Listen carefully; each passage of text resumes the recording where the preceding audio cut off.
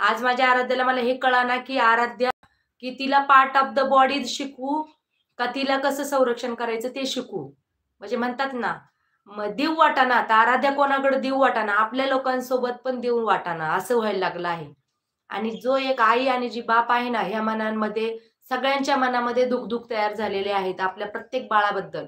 कारण की आपण म्हणतो बाळ खेळतंय, काय होतंय, काय होणार आहे का? जगामध्ये घडणं आपल्या बाळाच्या बाबतीत घडणार आहे का? बिचाऱ्या त्या यज्ञाच्या आईच्या वडिलांच्या मनामध्ये ही गोष्ट होती का हो?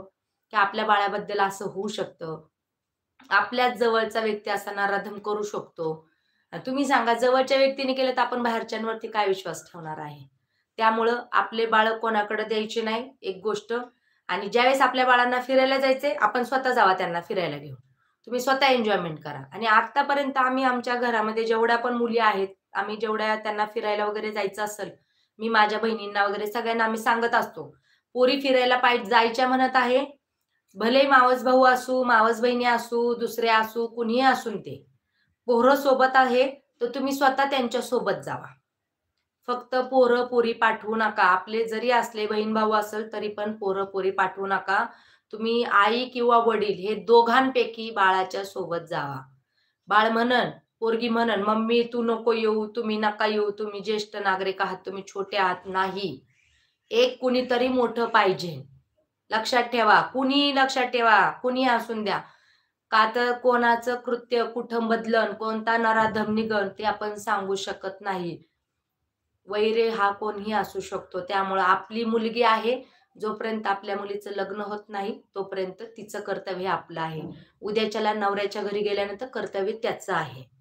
कारण की ह्या जगामध्ये आज ह्या बाळावरती झालं, कंटिन्यू चालू आहे ह्या गोष्टी ह्या कंटिन्यू चालू आहे. त्यामुळे मी सोशल मीडियावरती शक्यतो करून मी न्यूज बघत नाही.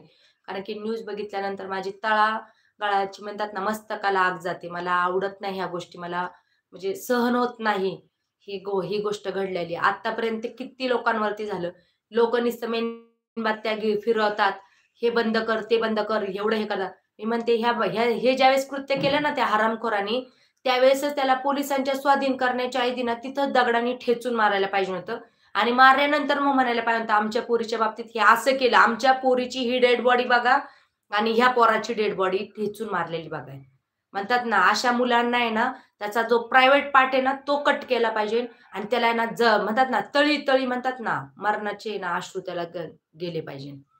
आयुष्यात त्यांनी पुन्हा कधी कोणत्याही दुसऱ्या पोराची पण नजर नसती झाली. जर का कानून आणला असता ना, गव्हर्नमेंटने आपल्या किंवा आपल्या सरकारने, प्रायव्हेट पार्ट तुम्ही कट करून टाका. ज्या प्रायव्हेट पार्टने एवढ्याशा नराधम, एवढ्याशा बारकाल्या पोरांवरती, स्त्रियांवरती अत्याचार करतात ना, ते ठेवू नका. आज त्या लेकराला सगळ्या गोष्टी घाणेरड्या करून पुन्हा त्याला टेचून मारताय. आणि ही एकच घटना नाही, कंटिन्यू ही घटना होत चाललेल्या आहेत. सेकंदाला रेप होत आहे. परंतु काही लोकं झाकली मूठ 1.25 लाखाची सांगत नाही. इज्जतला घाबरतात लोकं. आई-वडील म्हणतात, "नको, कळलं तर पोरीचं लग्न होणार नाही, असं होणार नाही, तसं होणार नाही." म्हणून ह्या गोष्टी दाबल्या जातात. परंतु ह्या 2 गोष्टी दाबण्यासारख्या नाहीये. ह्या गोष्टी ठेचण्यासारख्या आहे. आणि आपल्या बाळाला हात जोडून विनंती करते, कोणाच्याही भरोश्यावर देऊ नका. अजिबात देऊ नका. देऊच नका. राग आला तरी चालेल. आपलं छोटं जरी लेकरू असेल ना, ते कुठंही एखादं गोड जरी म्हणलं ना, "थांब बाबा मी झोपते घेऊन बाळाला तुमच्या." नाही, आमचं बाळ आमच्यापाशी. घेऊन चला. नका ठेवू तुम्ही स्वतः. कारण की का? नराधम लोकं आहेत. आज जगामध्ये चांगले लोकं अजिबात नाहीये. खराब लोकं आहेत. त्यांची लायकी त्यांनी दाखवून दिलेली आहे. नाही ठेवायचं. आणि आज करणातून भीती वाटते, की आपल्या बाळाचं कसं होईल? आज एवढी आराध्य आमच्या घरामध्ये आमच्या कपड्यापेक्षा आराध्याचे कपडे जिथं तिथं पडलेले आहेत. आम्हाला घरात जागा नाही. आमच्या इकडं-तिकडं नुसते बोचके करून ठेवलेले आहेत. आराध्याच्या कपड्यांनी, आराध्याच्या खेळण्यांनी, आराध्याच्या ह्या.